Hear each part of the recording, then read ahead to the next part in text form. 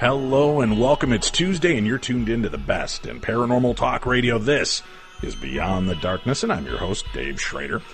We have got an interesting show today. As I've asked many of our listeners to reach out and tell us if you have got guest ideas, if you've got people that you think that we should hear about on this show, we want to know about it. And I love it when listeners do that and they reach out and they alert us to some of the best guests we've ever had. This story came to me and was really fascinating. A friend of ours, Amy, who's been a friend of the show for many years, wrote to me and said, you need to speak to Sam the Miracle Man. I know this guy personally. I know this story. And Dave, your audience needs to hear this. I read about him, read about his background and information, and I thought, boy, this is something that I think we could all use a hand with and get some knowledge. So joining me tonight for the show, Sam Shelley will be my guest. Sam the Miracle Man, as he's affectionately called by his friends. He has survived 2 near-death experiences and 5 incurable diseases. And he has spent most of his life in pain with his mental and physical disabilities. He's got an interesting story to share with us tonight, and I don't want to take any of the thunder away from this, so let's dive right in. Sam, thank you so much for joining us this evening. Hey, Dave, thanks for having me. Always a pleasure. This is fascinating. Give me a little bit of background about yourself growing up, and when did you get diagnosed with these incurable diseases? Okay, well, if we want to begin really early, when I was 6 years old, I was run over by a van, head trauma, compound fracture of the elbow, broken hip. I spent about a year and a half in rehab. The van really did a nice number on me. And so, was that one of your first near-death experiences? That was the first near-death experience. Walk me through that. So you're 6 years old. What happened? Are you out for just a walk? Are you playing? Does a car jump a curb? How does this altercation occur? Well, it happens after I get ice cream from the ice cream truck. This guy who was driving a service utility van was not paying attention. He was flying around a curve on our road and simply not paying attention. He ran over me. Oh my gosh. And you're hit. Are you immediately unconscious? Are you awake through some of this? What happens to you, Sam? Well, I'm basically unconscious, get a little moments of consciousness here and there. Like my first memory was, waking up in the ambulance briefly for a few seconds and drifting back asleep. Then as I was being wheeled into the ER, I guess it was the OR, the operating room, I just saw all these bright lights and I just came through a couple seconds there. Then I didn't come back again till I believe it was later that night after my surgery that I had. Now, and how many injuries did you sustain in this accident? Well, I had the head trauma, the broken elbow, the broken hip, and the van drugged me, so I had scrapes and cuts all over my hands, all over my body. I just remember being like a wreck. Did you at least get to enjoy any of the ice cream, Sam? I honestly don't remember any of the ice cream, but I do know that it was a year and a half of rehab after that. Holy cow, a year and a half. All right, now this near-death experience, do you have a memory of angels, God, white light? What was your near-death experience like? My near-death experience was a little unusual, to say the least. What I remember, I think it was that night after the surgery, what I remember from my near-death was being placed back into the body, then seeing 3 silhouettes on each side of me, removing my life support. Then what I remember from that incident, my mom asking me... Now, real quick, Sam, when you say being put back in your body, yeah, were you aware that you were out of your body? No, I just remember the sensation being placed back in my body. So you get this feel like you're kind of like they're pouring you back into your shell. Yes. Okay. And while you're still in this unconscious state, you're witnessing these 3 figures, or is it as you're coming out of it? As I'm going into the body and my eyes are opening, I see this like bright light and the 3 silhouettes on each side of me, removing my life support. Okay. You got to remember, like, I was really damaged, beat up. Right. But my mom said to me the next morning, is like, why'd you remove your life support? I didn't have an answer for that because I was only 6 years old. Right. So, I didn't have they thought you did that. They thought you took the life support. But first of all, how would a 6-year-old even begin, A, to know what to do, and B, do it successfully. That's right. That's remarkable unto itself. So you believe that the angels brought you back, or somebody brought you back, and then just removed all of that equipment because you were going to sustain and be fine on your own. Right. That was the whole message that I saw afterwards, that I didn't need all this outside help. I could do it myself. Okay. Wow, that's pretty powerful. All right, so you come into consciousness. Was there any words that you were given? Was there any incentive? Did they tell you, Sam, we know this is going to hurt, you're going to do well? Or was it just put back in the body and life reboots? Yeah, that's basically it. No messages, just the visuals of those 3 silhouettes on each side of me removing my life support. Okay. So now you're off life support. What happens to you from that point? You said 1.5 years of rehab to get yourself going and back. Did you sustain any long-term injuries? Now, I know a traumatic brain injury can be a part of us for the rest of our lives, but did it hinder your learning, vision, hearing, any kind of long-term effects? Well, the long-term effects from that was, from the brain damage, I came in with bipolar. Okay. Bipolar disorder. So after my mom said those words to me at 6 years old, I didn't have any answers, so it must have been me. Like that memory sort of got suppressed right there because everyone around me said it had to be you. But he didn't really step back and say, wait, how could he have done this? Like you were saying, it was a big mystery. So it was sort of repressed, that memory, for a while. So then I was going through life as an undiagnosed bipolar until my 20s. I can look back at my life and see that I was exhibiting mental symptoms like 9, 10 years old, somewhere around there. Right. Because I was like ultra shy and kind of moody. It's really isolated. Do you remember having high highs and really low lows where you would just do that bipolar swing? Oh, yeah, absolutely. I was a rapid cycler. So I can go from like really depressed to really happy 3-4 times a day. Okay. So it was really... But in my 20s, I got really depressed and suicidal. So I had to be hospitalized twice so I didn't kill myself. So now, when you say you got suicidal, we have a lot of listeners out there, Sam, that are in dark places. And we talk about it openly on our show. I've talked about my experiences with suicide. What was that like for you? Can you walk us through a little bit of this moment in your life? What brought you to the point that you thought ending your life might be the only viable answer? Because life just felt so painful.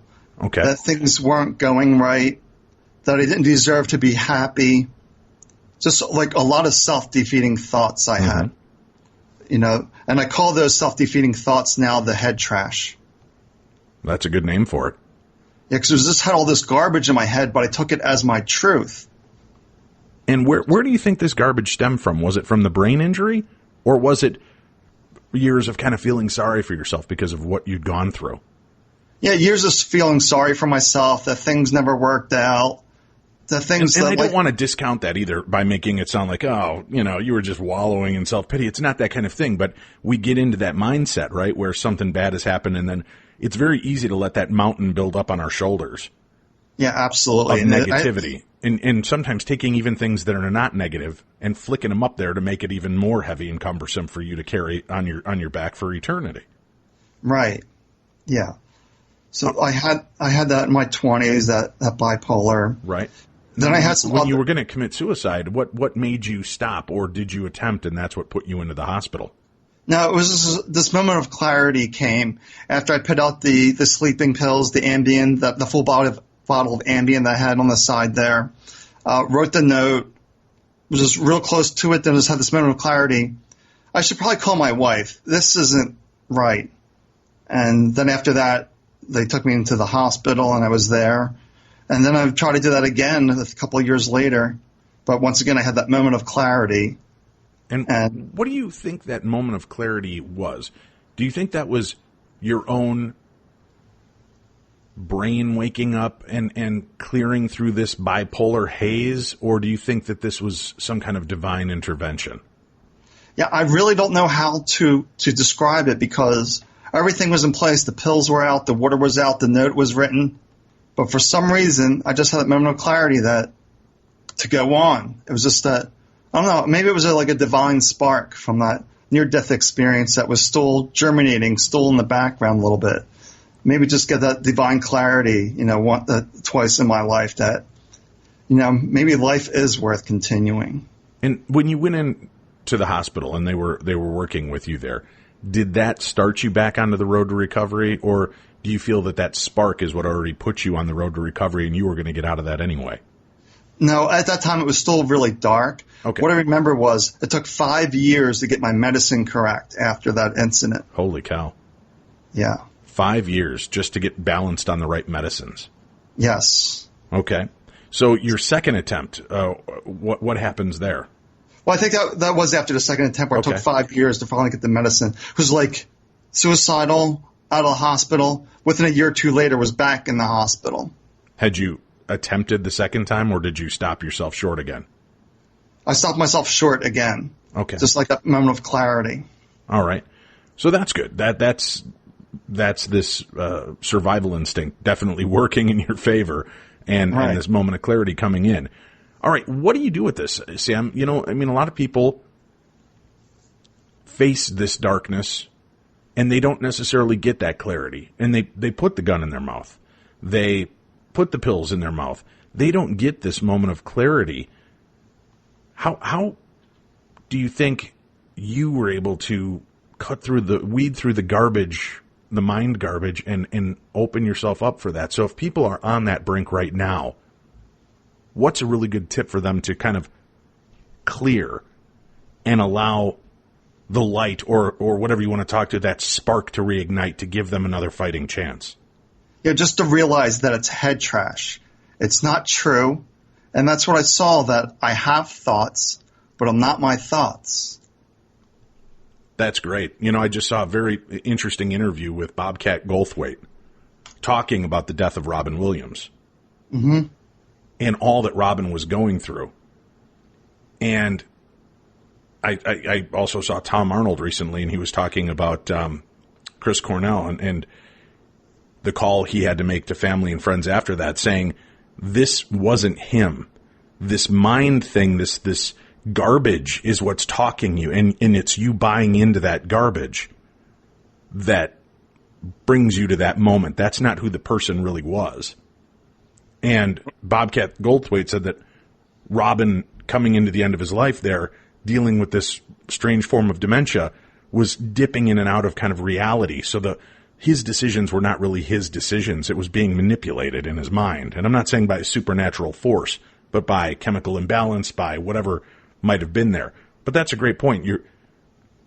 That trash, that garbage is not the reality of your situation. It's just garbage, and you need to sweep it away. Right. Okay. Yeah, so then I spent like 5 years getting the medicine right.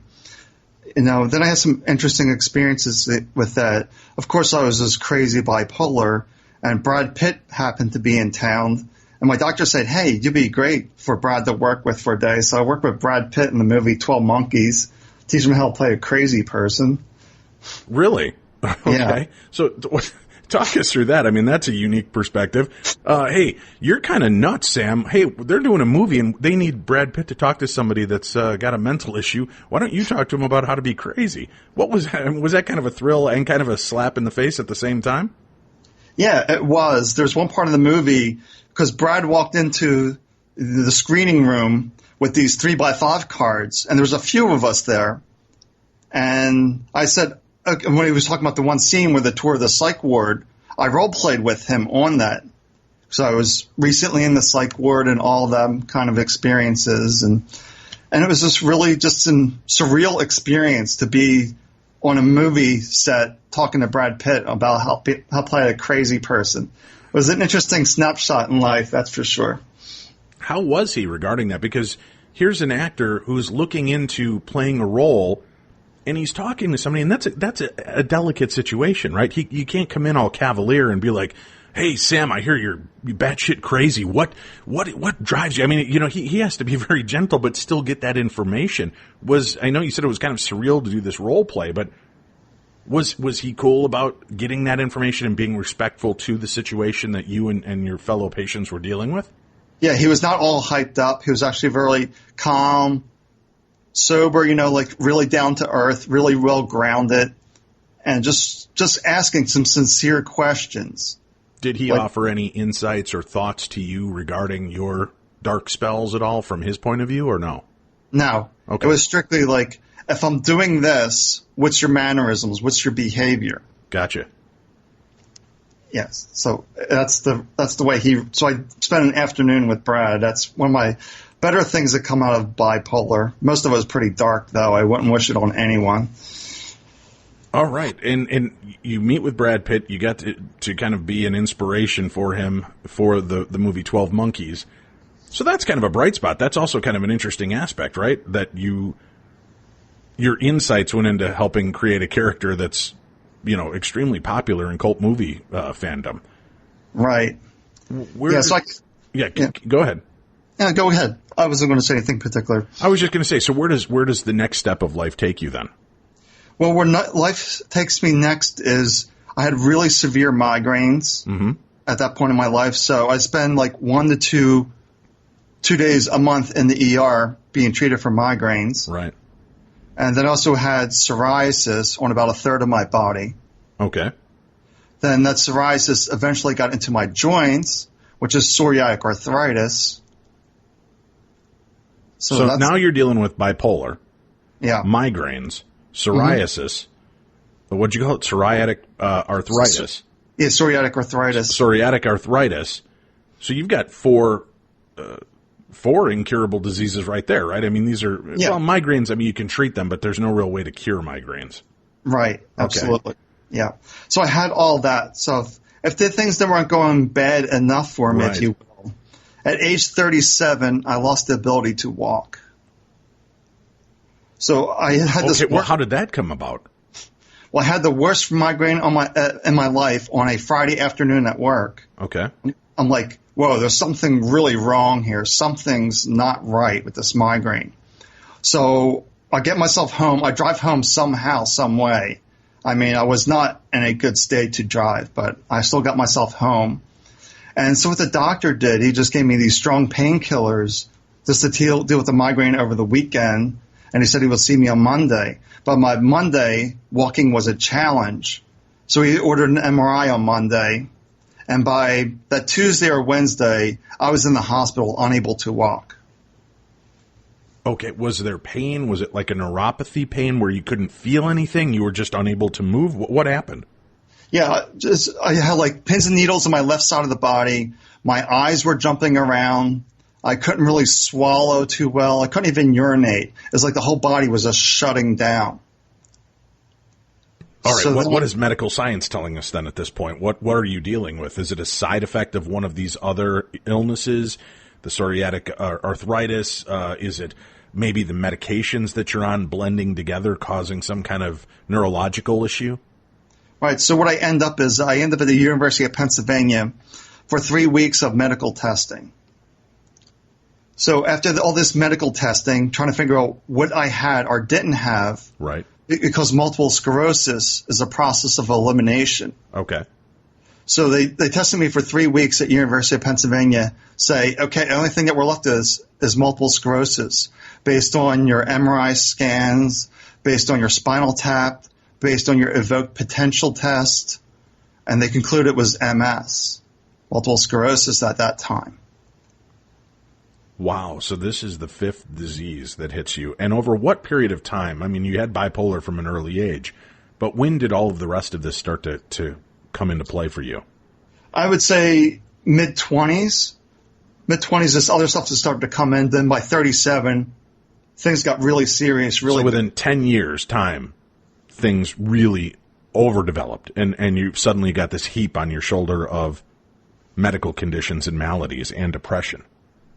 Right. Yeah. And I've got to guess, this is only driving your depression, making it worse, even though you're on medications. This has got to be tough because anybody dealing with one or two of these situations could be, chronically depressed. All of these together have got to be a head trip for you. Oh, yeah. It was definitely too much. At that point when I was diagnosed, the depression medicine was not working. It totally redid the medicine. It just was not working anymore. So they had to bring in psychiatrists and stuff and try to figure out how to stabilize me. The one benefit was, since I was unable to walk, I couldn't do anything, so there's nothing I could have done. So that was the one blessing that come out of that I was very depressed, but I couldn't walk. I couldn't move. I couldn't do anything. So I couldn't react to all that. And at this time, is your wife still with you, standing by your side? Where are you at in your world? Well, I think she's standing by with me. Okay. I think that's the case, but it turns out it wasn't the case. Mm.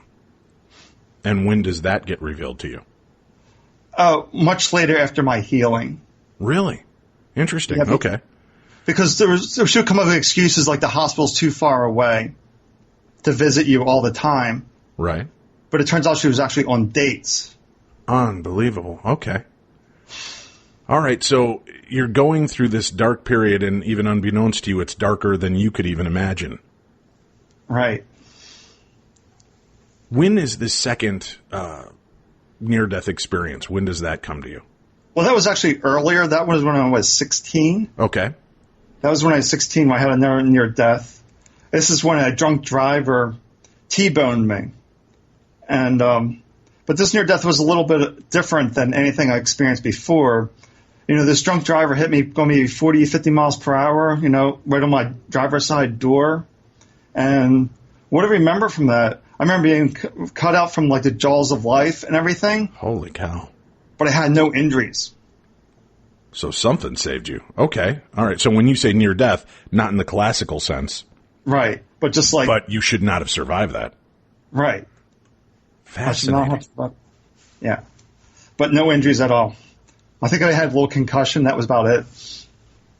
Are you ever, at any time, an anger or rage to God, the universe, whatever exists out there because of what you're going through? Like, just cut me a damn break. Yeah, it was really a challenge, you know, that I was really upset and angry most of the time because it's like life wasn't fair. It was like proving, you know, my head trash was truth, that life isn't fair, that it's too painful, that it's too difficult. I had no idea in my 20s of how much worse it was going to get. What were the trigger moments for you? What were the things that would drive you deeper into these dark realms? You know, because eventually from the multiple sclerosis, I did recover somewhat and could get around with a cane, a cooling vest, and some other things. So I could get around eventually after some rehab, but going from like a wheelchair to a walker and just making improvements that way.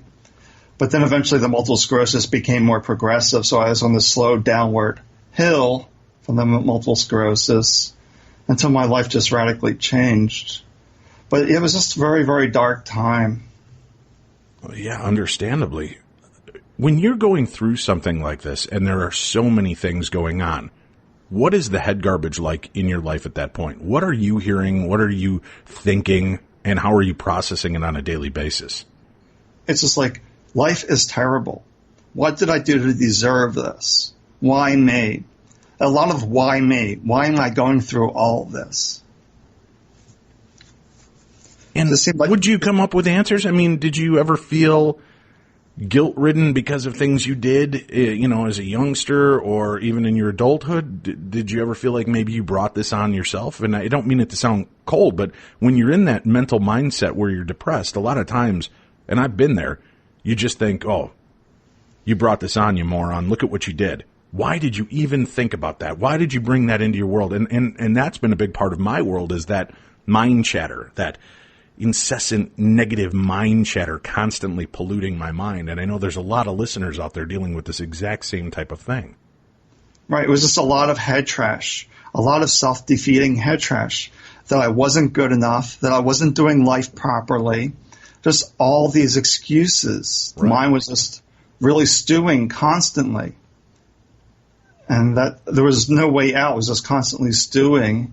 And nothing I could have really done at that point except accept it some way and just, I'm here for a reason to keep on going. Right. I remember when I was doing MS walks, I had created my team determination. There was this little thing within me that was just determined to live the best life I could. Interesting, right? Because you're being positive, but you're even putting yourself in a self-limitation there. Just live the best life you can, right? Yeah. Instead of, and again, I don't want to downplay what you're going through, because that's remarkable that you kept moving. And that's the important thing, folks. When you're in this dark place, it's continually pushing one more step. Because it's easy to lay down and die. It is. That's easy. Getting that strength to push one more day, to take one more step forward, that's the courage, that's the strength, and you have to just push that inside yourself, because that gives you one more day closer to getting help and getting out of these issues. You've got all of this coming down on you. How are you dealing with this and remaining positive, and even in that kind of a limited scope of saying, well, Dog Nabbit, I'm going to still have the best life I can. What is the inspiration for you to dwell, and bring you to that point?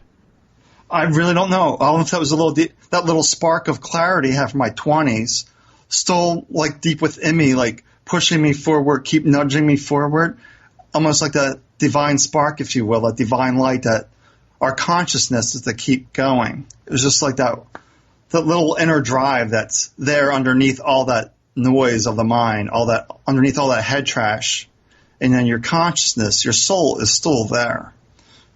Now, I want our listeners to pay attention to this. We're going to go into a break in a few moments here, but I want you to realize this is what this man was dealing with. And from the age of 6, he's been hit by a van. He got T-boned by a drunk driver. He's dealing with bipolar disorder and depression, multiple sclerosis, debilitating migraines, psoriasis, psoriatic arthritis, and the inability to walk for a while, fighting all these things. And he had one moment of clarity that kept pushing him. And there's a lot of you out there thinking, but I haven't had that moment of clarity, Dave. I haven't felt that spark. And sometimes because we get so involved in our own chatter and in that mind garbage that we miss the message. And the message tonight is listening to this man tell his story. And there are some interesting supernatural elements to what's going to happen in the rest of the story I want you guys to stay tuned for. But remember, that spark comes from within if you listen for it. When I faced depression and suicide a couple times in my life and it didn't happen, there was a light, and I kept moving, and I kept thinking, well, what could I possibly do? Why am I still here? Why did the bullet not go? Why did the gun not fire? And then I look at some of the other things that have happened in my life. And did you face that as well, where you looked at it and then thought, well, all right, why am I here then? It can't be to just live through this pain. It can't be to just wallow and feel like crap. Did you have that moment of clarity as well? Well, like I said, there was that moment of clarity. I did name my MS team, Team Determination, because I knew it was just through my own determination that would carry me forward. Like I said, it's easy to give up. It is very, very hard to keep moving. So I just kept myself moving. And keep moving, folks. If you're listening and you're in a dark place, stick with us through the rest of this show. Maybe you're thinking, Dave, I like ghosts, I like Bigfoot, I like aliens, I want an anal probe. That's what I tuned in for. But this story is probably one of the more important stories you're going to hear. Because whether you're feeling or facing depression yourself, or some of these laborious issues are being heaped on you, you know somebody. Somebody in your life close to you is dealing with these exact circumstances. We've seen it happen. Multiple layers of crap building up, hitting over and over, one punch after another, one hit after another. And that's not what defines us. And that spark exists. When we come back, what started to turn this man's life around? What was the catalyst? Because he goes from a man dealing with 5 incurable diseases and a life of depression and things change in a major way. We'll talk about that when we return. You're listening to the best in paranormal talk radio. This is Beyond the Darkness. Beyond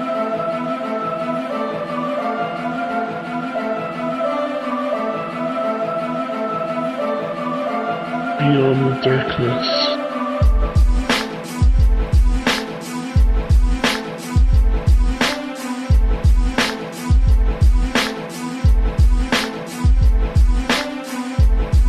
We are back, and you're tuned into the best in paranormal talk radio. This is Beyond the Darkness. Tonight we're talking with Sam, and he is the miracle man. This guy has faced it all. Sam Shelley, my guest tonight. The miracle man, as he is affectionately called by his friends. He survived, you heard it already, 2 near-death experiences and dealing with 5 incurable diseases, from bipolar disorder, multiple sclerosis, debilitating migraines, psoriasis, psoriatic arthritis, which brought him to the point of not even being able to walk. And Sam has spent most of his life in pain, dealing with his mental and physical disabilities.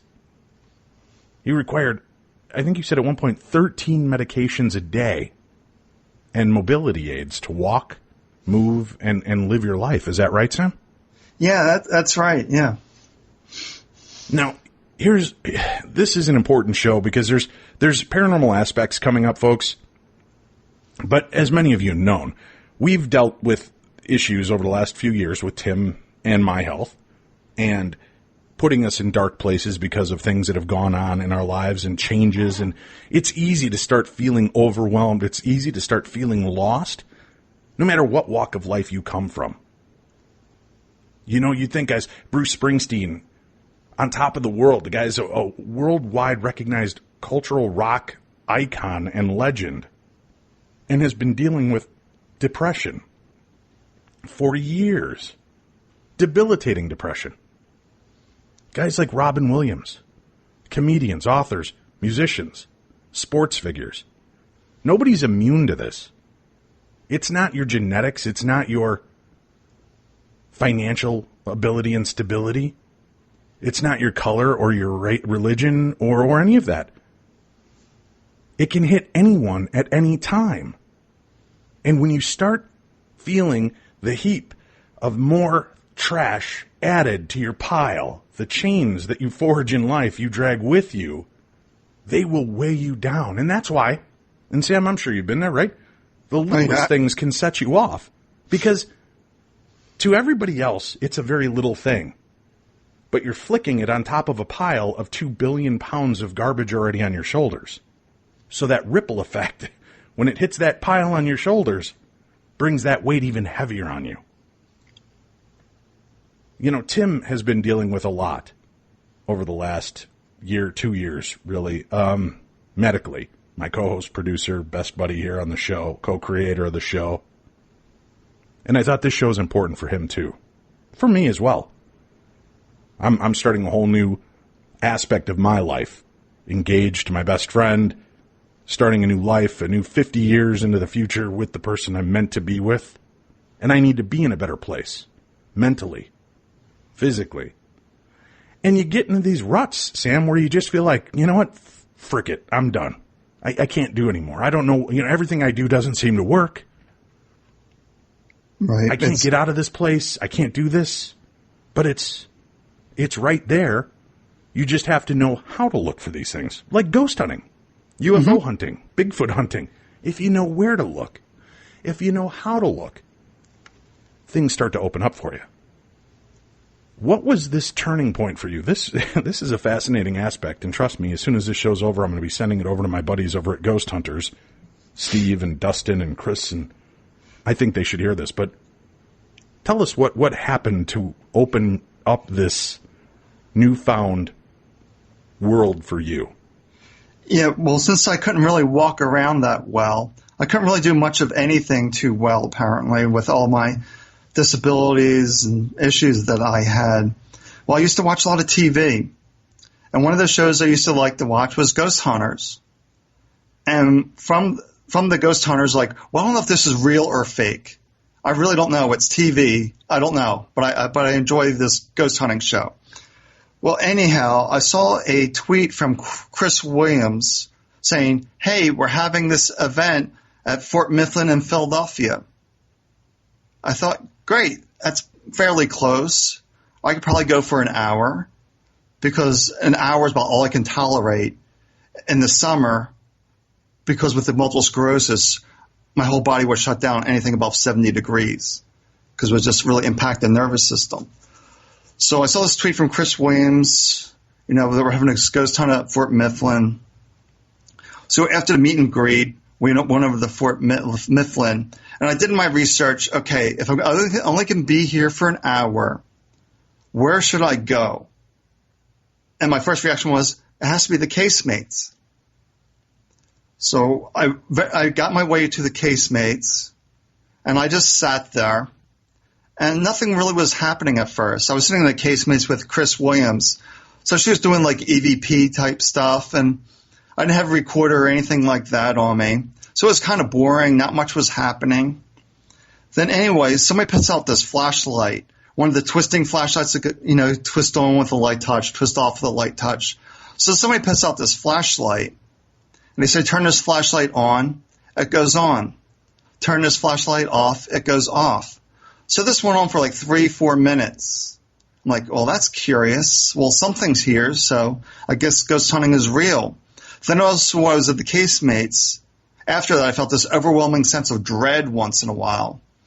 Then on the few of the casemates, they like these wooden beds. Well, I was sitting on one of those beds, and it felt like somebody I couldn't see sat right next to me. And I just felt this dread when they sat next to me. I was like, wow, that's interesting.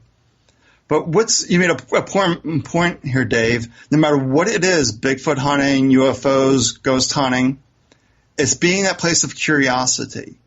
The curiosity can get you out of the mind, if you will, to stay open, to explore. And that's what I did after that ghost hunt. Like, okay, this is real. Something is here, but what? So I started to read some books, like books from mediums, just different types of books, but very slowly, because my eyesight was very poor from the multiple sclerosis. But eventually I came across a book that talked about meditation. And meditation, one of the benefits was inner peace. I'm like, I need that. So that night I began with a simple 5-minute meditation practice. I didn't have anybody tell me any rules for meditation. They didn't tell me I had to sit in a certain way, breathe a certain way, hold my hands a certain way. That would have just added more noise to my already noisy mind. I would have been so focused on the rules, I would have never had clarity of my thoughts. I would just had more thoughts. So I think that's the important thing that ghost hunting did for me was, well, I was naturally curious. So when something happened that I couldn't explain, that curiosity took over to explore, to figure out what was going on there. And then from that ghost hunting experience, I read some books that led to meditation. Right, and this is pretty impressive. I mean, you're on a public ghost hunt with members from the Ghost Hunters TV show on Sci-Fi Channel. You've got Chris Williams, Dustin Perry, Steve Gonzalez, Dave Tango, all of which are very motivational people anyway. They're some of the nicest people I've ever met in the paranormal field, some of the sweetest people too. And you're having this experience among them where you're, and I try to tell people this when they're dealing with depression too, and it sounds like this is exactly what you were. You got out of your mind and became a part of the moment. And that's when this awakening happened for you. Right. When you weren't dwelling on how crappy things were for you, you were dwelling on bigger things, bigger questions. Right. So that's kind of this amazing volcanic catalyst that breaches your mind and sets you on a new path. Right. So that's what it did, a new path for me. I never explored meditation before. It was never brought up to me before to try meditation. It was always medicine. Well, and here's the thing. What's meditation going to do? Meditation isn't going to cure multiple sclerosis, not going to cure bipolar disorder, not going to cure cirrhosis or arthritis. So why would most people even consider meditation and changing with this, right? I mean, okay, it's good to kind of hush your mind and maybe start to get on top of the trash talk. But for these other medical maladies, that just can always be a part of who you are. Or at least that's what we think, right? Right, that's what we think. Where does this go now? Well, where it goes now is I had this simple meditation practice. So the first 2 weeks of the meditation practice were extremely difficult. The mind was constantly telling me that I was wasting my time. But for some reason, there was a drive within me that said meditation equals inner peace. Meditation equals inner peace. And with all this depression and everything I was facing, I desperately needed inner peace. So that's why I began meditation, was just for the inner peace. I just needed a quiet mind, if you will, because it was constantly spewing garbage. So I needed that. But it got really strange. I had this very, very simple meditation practice. 3 months of this meditation practice, after I was done meditation one evening, I simply heard a voice say, "Perfect spirit." I'm like, that's it. My spirit is fine. It's simply the flesh that's damaged. Then I simply had a knowing that all was well. All sense of fear about my health was simply gone. And my mind just got quiet that night. Then this voice that I heard, which I call like intuition, just provided all the steps to recover my body and mind. So now you're a skeptical guy. Yeah. You've got a good brain. You've got good thought process. Are you questioning this? Are you like, come on, there's no way? You know, I mean, because again, a lot of us fold into that negative chatter. Or do you think because you were now 90 days into this meditative stance, right? Do you think you had quelled enough of the BS talk in your head that you were able to finally start to hear the messages you needed to hear? Yes, that's exactly what happened. And when you got that clarity, then did you feel this? Yes, this is going to work, or were you still skeptical of it? No, I wasn't. I pretty much had a knowing that night that all was well. Just hearing that voice, that divine spark, if you will, reassuring me that all is well. And I just simply knew that night that it was over. And it was just a matter of just listening to that voice. And that voice just provided the instructions, if you will, to recover the body and mind, where the people can't explain my healing. My doctors cannot explain it. Well, let's reel back. 4 listeners right now, Sam, that are on the brink, and they're feeling it, and they're overwhelmed because bills are too hard, and life is too hard, and the kids don't listen, and my body's giving out on me, and my relationships aren't working. What was the first meditative stance? Nobody taught you rules, but what started to work for you? What would you do? Were you sitting cross-legged on the floor? Were you hanging upside down? Were you sniffing glue? What were you doing to get you into these meditative moments? I would just sit there and not react to the mind. The mind was always telling me, you're missing your favorite TV show. You're missing your emails. You're missing this and that. But my mantra was, if I had one, I deserve 5 minutes to myself. So 5 minutes of disconnecting, of just sitting there. And from just sitting there, before I heard that voice, I was starting to see that I have thoughts, but I am not these thoughts. That's amazing. I have these thoughts, but I am not these thoughts. That is very deep. Yeah, that was the realization I had. Were you, because here's my problem with it, and which a lot of people have told me about, and I've talked about openly on the air. I've tried meditation, and to me I sit there quietly in the dark, or even in a light room, and I just try to not focus on anything, and all I'm hearing is, God, you got to get another guest for the show this week, and I probably could have asked that question a better way, and I really messed up with Sam. I should have gone this route instead of that route, and oh, crap, the kids, I got to put money in their lunch accounts this week for school, and oh, no, what am I going to... there's just that constant barrage of crap, right, going on in your head. Would you just, when that would start to pour in, when you'd start to feel that avalanche, how would you push it back? Yeah, because I saw that was just the storyteller. The storyteller was constantly telling its story. But what I did, like ghost hunting, I zapped me back into this moment. So when the storyteller would go, I'd be like, where are my feet? Where are my hands? And start focusing on my body. Just to keep myself here in this moment. not in the storyteller land. So for those of you that might be having a hard time understanding that, imagine your spouse or loved one just came in and started to tell you a story, and you look down at your cell phone and start following on Facebook. That's the same disconnect, right? The storyteller's going on, but your mind is somewhere else. So that's what you need to do when you're in these meditative moments, is the storyteller's going to tell their story, but you can take yourself out of that. It's almost like, what was that, the Zen and motorcycle building or something? That guy took himself out of the horrible position he was and started putting himself in focus into something that he loved and was passionate about, as opposed to something that was horrible and tearing him apart. Right, absolutely. So unknown to me, that's what I was doing, just keep myself back here into this moment, bring myself back to this moment and this moment. And I wouldn't judge. Well, first I began to judge the mind, then I say, wait, that's a thought chasing a thought. Right. So I just need to let that story go and just come back to, like, where are my feet? Where are my hands? And that's all I was doing, is coming back and not judging myself, because I was just adding more noise. And you're just talking about 5 minutes a day to start.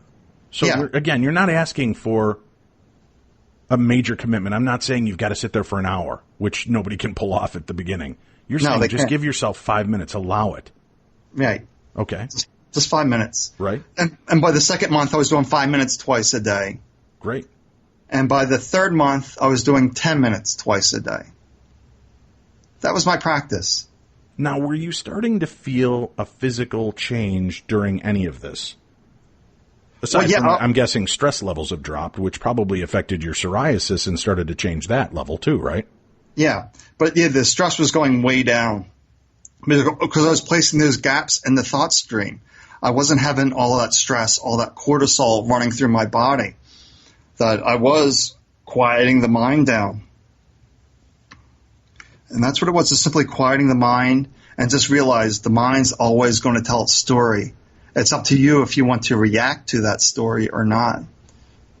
Okay. So treat that part of your mind, folks, like you would somebody you don't want to hear at that moment. Just what would you do if you zone out into something else? It doesn't mean ignore it by flipping around on Facebook and bleaching your mind with more negativity and crap, but focusing on just the moment and where you're at and what's going on, and maybe focusing on your breathing or focusing on something that takes you out of your headspace. Right. That's all you're trying to do. It could be looking at a wall. It could be looking at the floor. You're just disconnecting. Okay. It doesn't really matter. And you get this message. This message tells you we can fix the body. Yeah. This can happen. All right. Walk me through that wormhole with you. Okay. Yeah, so it is a bit of a wormhole, but it was just trusting that voice. Because when I heard that voice say perfect spirit, I was in the right mindset. 90 days in, quieted the mind enough that I trusted that voice. If I heard it any earlier, I would have gone to the psychiatrist and say, now I'm hearing voices.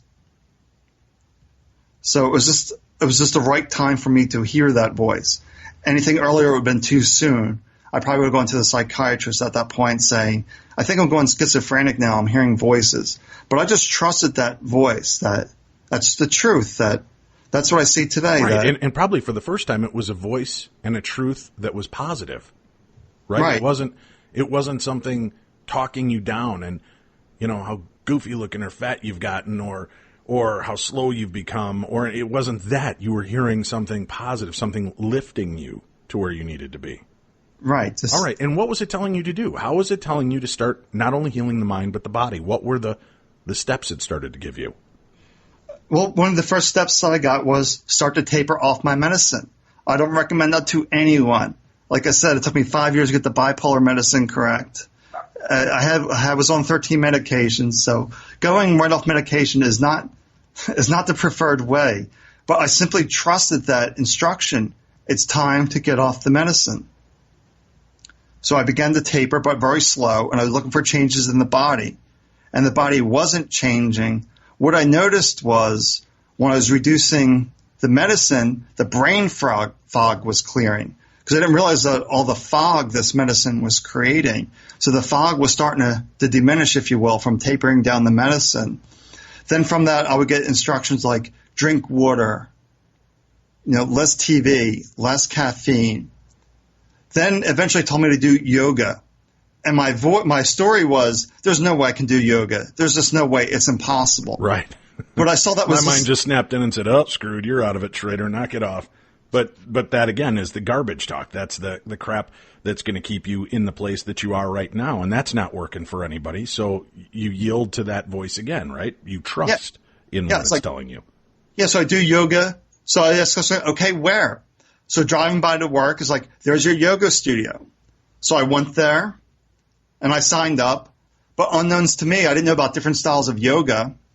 So this is a vinyasa yoga, which is very aggressive, if you will, very fast.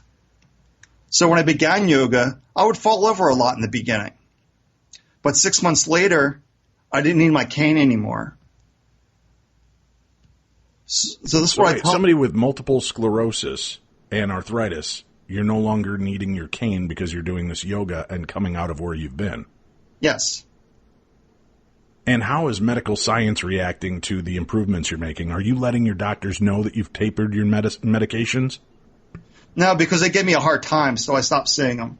Okay. But again, this isn't something you recommend everybody, right? I mean, no, we're on medication, some of us, for reasons, and you have to be careful when you're doing this. Absolutely. I don't recommend my path for a lot of people because I wasn't heeding my doctor's advice. They were really upset with me. So I figured that was just adding more noise to my head that I was doing something wrong. So I just stopped seeing them and continued to trust this voice that was guiding me. So after that, I was going to do yoga. 6 months after doing yoga, I didn't need my cane anymore. And the body was really coming back online. Then I guess about a year and a half after I heard that voice, I was basically done my medicine. I was completely off my medicine at that point. The body was recovered.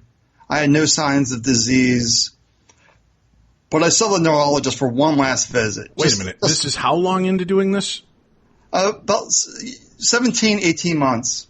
17 or 18 months, and now you're not seeing multiple sclerosis effects on you anymore? I'm not seeing anything anymore. Everything is just gone. Your migraines are gone. They're just gone. Your psoriasis is gone. Gone. The arthritis not bothering you at all. Not there. And the bipolar, the mood swings, the deep darks, and the bright brights, you're evened out. Yeah, they're not there. This brain fog, this clouding effect, gone. Gone. And was all of this prior to it? Was your memory fading on you a lot, too? Were you feeling kind of disconnected from reality? And I don't mean that in a disassociative way or a crazy way, but where you just felt like age is getting me.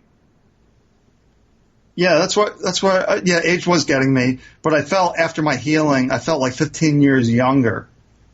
Huh. All right, so you go to see this neurologist one last time. Right.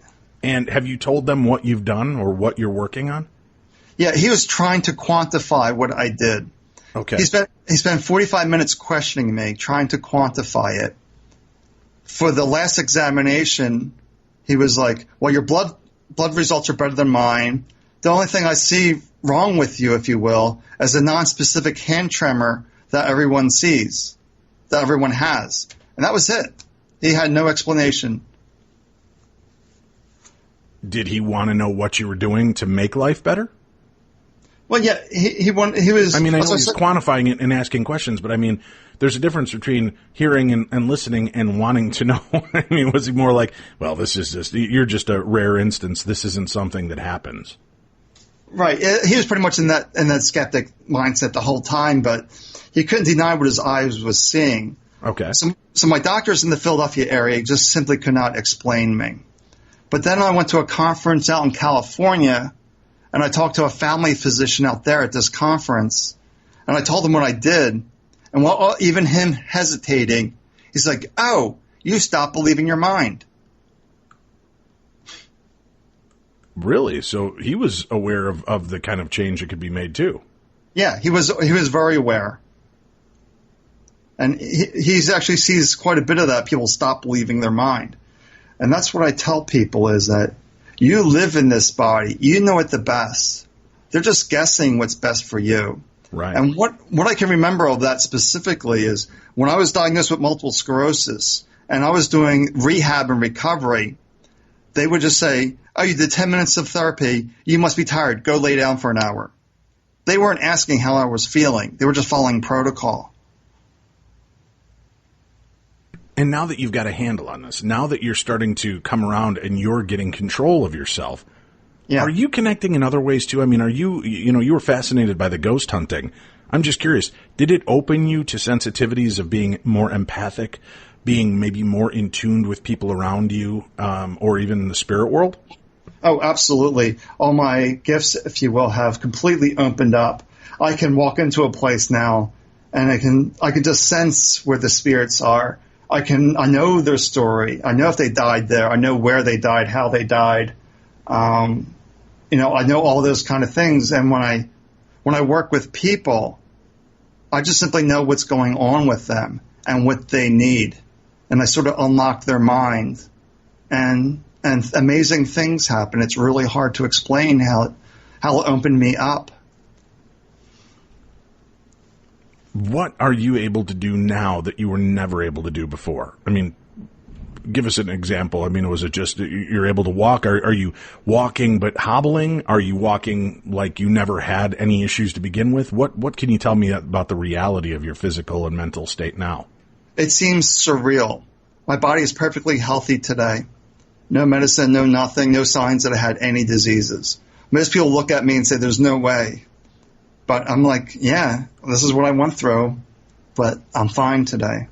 So it's been 5 years now without medicine or seeing any doctors or anything, and I'm fine. And it's not just that. I mean, this isn't just one man's story that ends there. You help people do this and achieve this for themselves, correct? Yeah. I teach them how to get rid of their head trash. All right. And once they get rid of their head trash and they hear this voice within them, or insights, or just knowings that I need to go do this, I need to go do that, they heal. And some other times, the one story that I can share that's really on top of my mind that I can think of. So there's a stage 4 breast cancer patient where the cancer has metastasized to the body. I get a call from a friend saying, hey, my friend's in really bad shape. Can you go see her? I'm like, sure, I can go see her. So I spent 2 hours with her. I can tell she was on her deathbed. Mm-hmm. I mean, she was really close to death, really bad. So I do what I do. I go into this meditative space, get her mind offline. And the way everybody experiences my healing different. That's the best way I can explain it. She's like, when you dropped into meditation, I just saw this gold energy weaving in and on my body. And when I closed my eyes, I slowly see this gold energy weaving in and out of my body. And she's no longer in the hospital. She's no longer on her deathbed. She's making a recovery. She's making a recovery. Okay, again, this sounds completely Twilight Zone. It is. She's seeing this. Is this? Do you think that this is truly some kind of metaphysical magic taking place around us? Or is the metaphysical magic in our mind, is this gold light zipping around her and in and out of her something that she's creating to purge? Or is there truly an outside effect that is coming in and purging you of this negativity? It could be the divine light within her creating that light. Who knows? All I'm trying to do is get the mind quiet so the intuition, the divine spark within us can lead the way, if you will. Like, I don't heal anybody. I just allow the body to heal itself. So people do different things and they experience different things. It's very, very hard to explain, but it's just waking up that healer within them. All right, and making that their new reality, their paradigm. Yeah, that's why I said, you live in this body, you know it the best. The one who really knows is your spirit, your soul, if you will. And that's what I see today, is that we're all this perfect spirit, whether we're in the body or not in the body. The spirit remains the same. All right, again, and I know time's running out on us here, but for people that really want to change and they want to get out of this dark headset and they want to get out of this mindset, give them some of your best tips. And I know that you want people to check out your website and they can reach you that way and get more in-depth and work with you on this type of thing. But for people right now who want to start over, you're saying this 5 minutes a day, and it's okay to have the head chatter. You just have to look beyond the head chatter. You've got to allow nothing to be important for 5 minutes a day. Right, just coming back to your feet, if you will. And if people want, I do give out my copy for free, electronic copy for free. They just send me an email and I send it to them so they can actually see all the steps that I did. I talk about my only story for a chapter or two, then it's all sorts of steps and practices to quiet this mind. Give us a couple more for right now for people that maybe are at work or in the car listening and won't have a chance to email you or get that free copy right away. What are a couple of great things that they could start doing right now? Touch something. If you're driving, touch your steering wheel. Notice, is it hot, cold, rough, smooth? And when you're focusing there, you can't pay attention to the storyteller. You're getting your focus elsewhere. So when you're driving, you can just touch your steering wheel. If you're walking around, you can touch a desk and notice, is it hot, cold, rough, smooth? And notice everything about that desk. Because the mind cannot multitask. As much as we try to convince yourself, the mind cannot consciously multitask. So if the storyteller is going, you bring its focus elsewhere, the mind. And if people are convinced they can multitask, I tell them, on your dominant hand, write your name and address. On your other hand, read a book. And try to do both at the same time. If you can do both at the same time, that's true multitasking, reading and writing. That's true multitasking. But the mind can switch tasks very quickly. So if the storyteller is going, you're either paying attention to the story or something else in this moment. The more you can pay attention to this moment, the more gaps you're placing into the thought stream. And the more gaps, the more you can hear your own wisdom, your own insights. So it's just a little practice of just walking around, touching things, noticing things. The story's going. Just look around. You have a piece of art in front of you. Go look at that piece of art.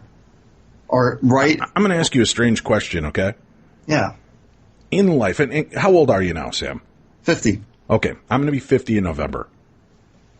I sneeze, and 2 years have passed me. Mm-hmm.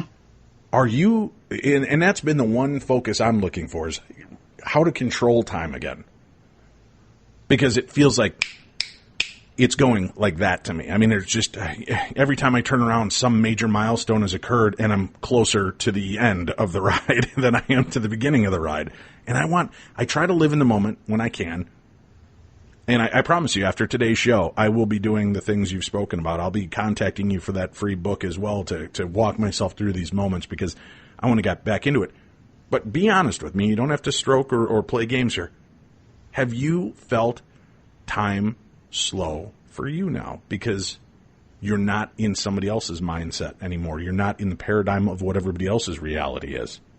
Right. And they've actually done a study on this. People who meditate, have that quiet mind, experience the present moment 2 times longer. Jeez, that's exciting. Yeah, so when the mind does get quiet, you get to notice the moment longer, so you can make that decision which way you want to go. You're not so reactive. When the mind's very, very busy, you become very reactive, and time just seems to slip. But if the mind's quiet, you can really notice more things around you.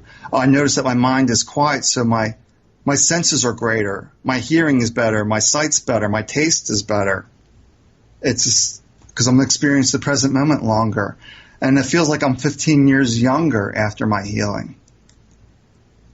That's an important aspect because that is something. I mean, to me, that is a cancer in my life, is the bleeding of time constantly. The feel and loss that it's just gone and I have no way to recapture it.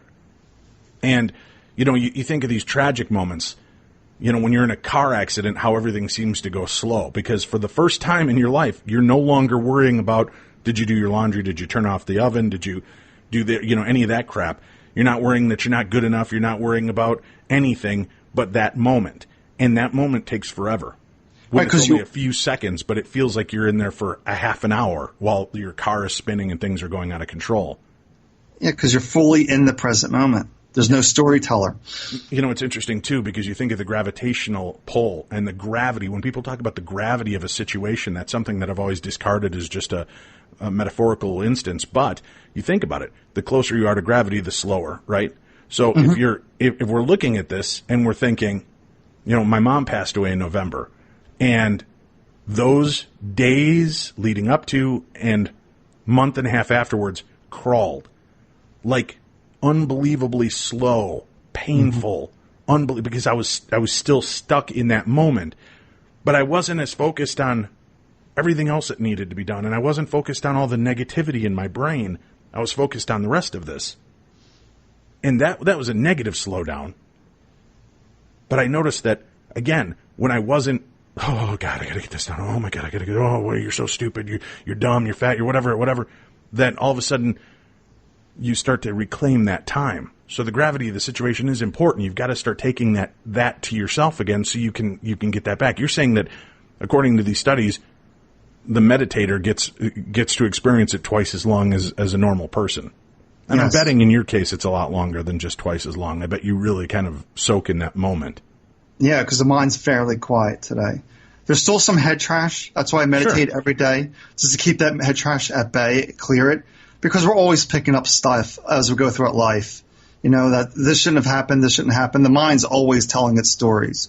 It's reminding us that we're alive. That's the way I see my storyteller today. It's reminding me that I'm alive. Because if the brain wasn't telling a story, then I would be dead. So it's my reminder that the thoughts will always be there. It's just a matter if I react to them or not. All right. Fascinating stuff, Sam. This is great. This is life-changing things. People are always looking for that moment, that aha, the bolt of lightning, and they don't always come. And sometimes, again, it's because we're misdirected. Mm-hmm. I hope people hear this and take from it. And I think it's great that ghost hunting saved your soul, right?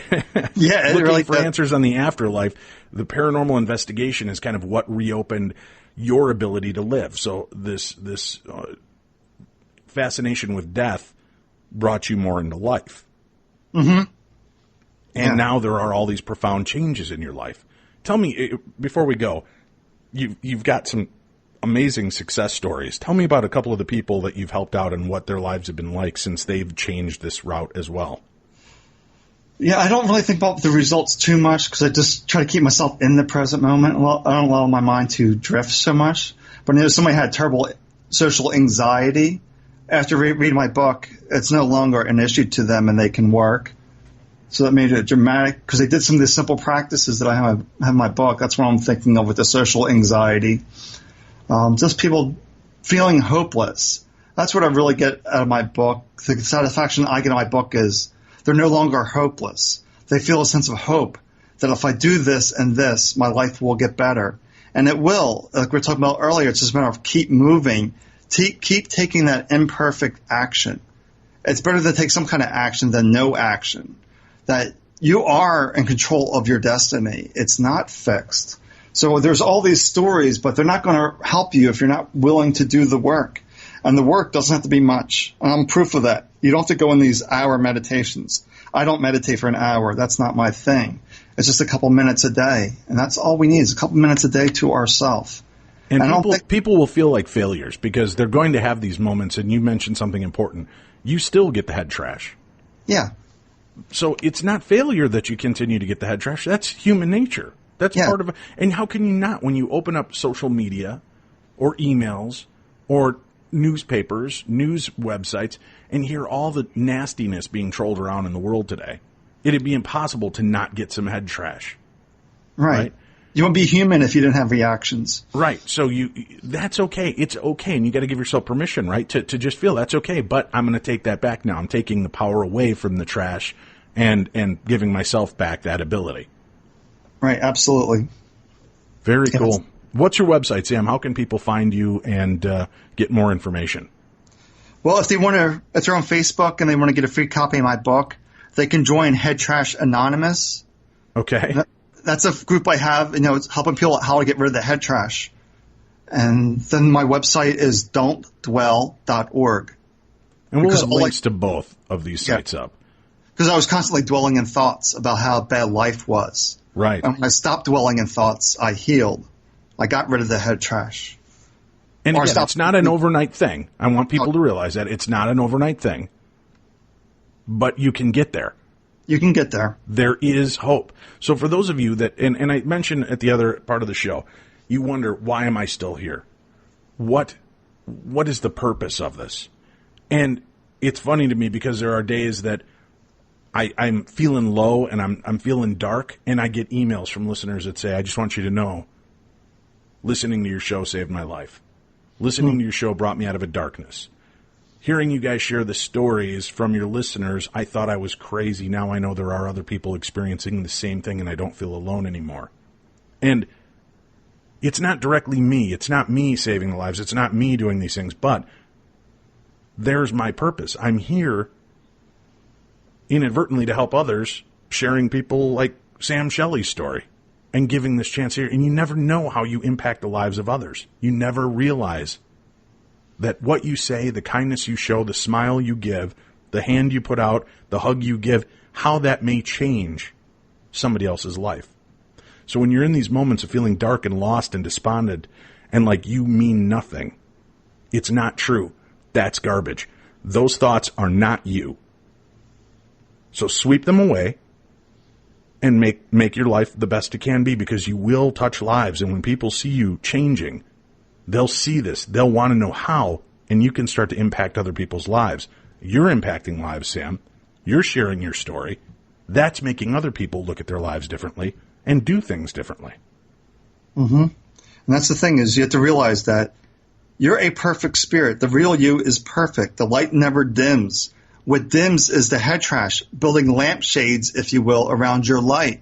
And the more you can get rid of those lampshades and learn to trust yourself and appreciate who you are just as you are, then life gets much better. To realize that you only have this one body. There's no guarantee you're getting another body. No matter how much my mind complained about my body, I couldn't pick up the telephone and say, hey, I need a new body. Right. I just had to work what I had. And what I had was time. I could sit still for 5 minutes because I deserved 5 minutes to myself. That's great. Sam, thank you so much. Thanks for sharing your very compelling and inspirational story. And I hope that it helps people. And I thank you for staying around and not giving into the darkness and not being defined by the head trash, but by defining yourself by the way you react to it. So thank you for the work you've done. And thank you, Dave, for having me. I really appreciate talking to you and somebody that understands the darkness, because the darkness will always be there, unfortunately. And that's why together, Monday through Friday, we will continually work to get beyond the darkness.